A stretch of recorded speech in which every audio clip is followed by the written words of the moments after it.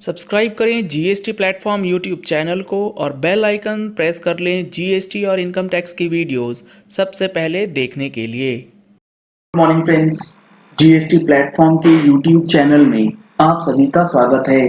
जी हाँ friends, GST के अंदर जो आप लोगों को जीएसटीआर 3B की रिटर्न्स फाइल करनी है, उसके लिए एमनेस्टी स्कीम जो है अब जल्द ही खत्म होने वाली है। अगर आप लोगों ने अभी तक इस एमनेस्टी स्कीम का बेनिफिट नहीं लिया है, तो क्या है लास्ट डेट, आज के सेशन में आपको समझ आएगा और उसके बाद कितनी लेट फीस आपको पे करनी होगी वो भी आपको पता लगेगा। यहाँ पर आप देख पा रहे हैं स्क्रीन पे जीएसटी एमनेस्टी स्कीम जो है उसका डेट यहाँ मेंशन किया गया है।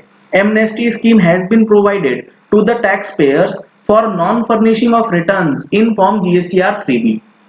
अगर आपकी जीएसटीआर 3B नहीं फाइल करी गई है, कौन से पीरियड के लिए, जुलाई 17 यानी कि जब से जीएसटी लगा है जुलाई 17 से लेके अप्रैल 21 के लिए, इस पूरे पीरियड की यानी कि 17-18, 18-19, 19-20, 20-21 और 21-22 का एक महीना, इस पर्टिकुलर टैक्स पीरियड के लिए आप अपनी जीएसटीआर 3B को फाइल कर सकते हैं एमनेस्टी स्कीम का बेनिफिट लेते हुए। Relaxations by way of reduction और waiver of late fee for delayed filing of 3B।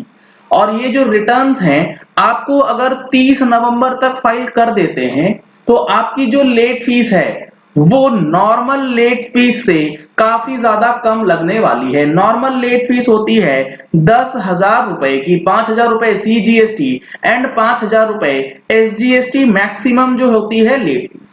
इसको अभी एमनेस्टी स्कीम के तहत रिड्यूस कर दिया गया है और वो कर दिया गया है 500 रुपए फॉर नील फाइलर्स।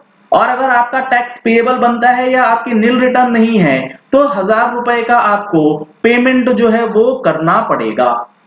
तो इस एमनेस्टी स्कीम का बेनिफिट जो है 30 नवंबर से पहले जुलाई 17 से लेकर के अप्रैल 21 के लिए आपको ले लेना है, इसके बाद आपको ये चांस नहीं मिलेगा। इसी तरीके की ड्यू डेट्स और इसके साथ साथ जो important GST and income tax से रिलेटेड अपडेट्स होते हैं उसके लिए आप हमारी मंथली टैक्स मैगजीन का सब्सक्रिप्शन ले सकते हैं।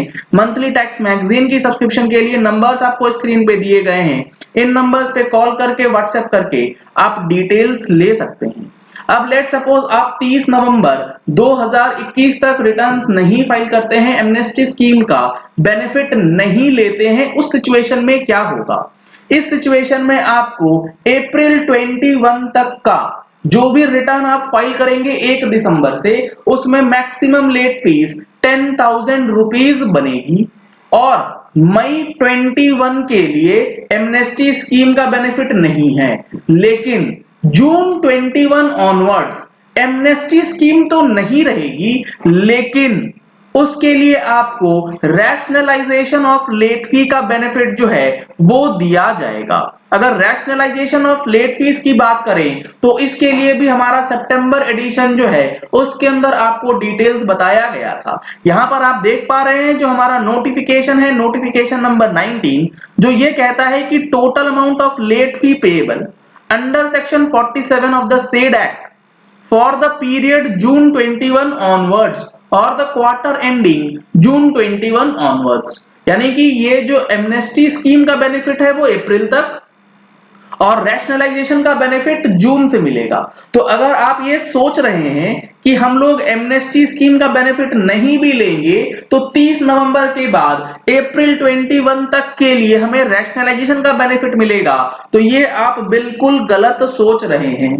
अप्रैल 21 की रिटर्न्स के लिए आपको रैशनलाइजेशन का बेनिफिट नहीं मिलने जा रहा है, वो मिलेगा सिर्फ और सिर्फ जून 21 से। और जून 21 से किस तरीके से आपको जीएसटीआर 3B है या जीएसटीआर 1 है, दोनों के लिए लेट फीस लगाई जाएगी। इसके लिए पहला क्लास ऑफ रजिस्टर्ड पर्सन है वो जिसका की total amount of central tax payable in the said return is निल। यानी कि अगर आपकी निल की रिटर्न है तो आपको सीजीएसटी 250 रुपए और एसजीएसटी 250 रुपए यानी कि टोटल में 500 रुपए की लेट फीस लगेगी जून 21 ऑनवर्ड्स। अगर आप रजिस्टर्ड पर्सन है लेकिन आपका टर्नओवर 1.5 करोड़ रुपीस तक है, कौन से फाइनेंशियल ईयर में? प्रीसीडिंग फाइनेंशियल ईयर में।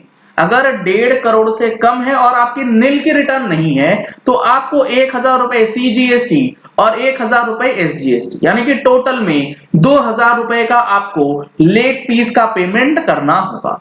अगर आपका पिछले साल का टर्नओवर 1.5 करोड़ से लेके 5 करोड़ के बीच में था तो आपकी जो लेट फीस लगेगी वो 2500 रुपए सीजीएसटी एंड 2500 रुपए एसजीएसटी, यानी कि टोटल में 5000 रुपए की लेट फीस आपको भरनी होगी।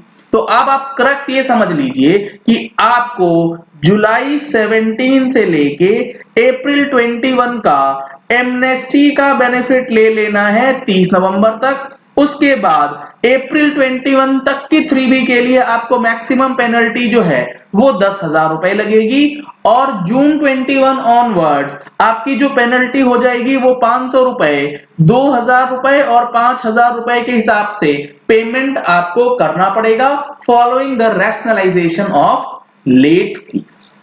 काफी इंपॉर्टेंट है ये चीज, क्योंकि इसके बाद आपको अब चांस नहीं मिलने वाला। अगर आपको मैं बताऊं जो हमारा नवंबर महीने का एडिशन है ये आपके लिए बेहद ही इंपॉर्टेंट होने वाला है। किस लिए? क्योंकि इसके अंदर इस बार हम लोगों ने कुछ ऐसी चीजें इंप्लीमेंट करी है, इंक्लूड करी है जो कि आपकी रिटर्न फाइलिंग के प्रोसेस को पूरी तरीके से बदलने वाला है।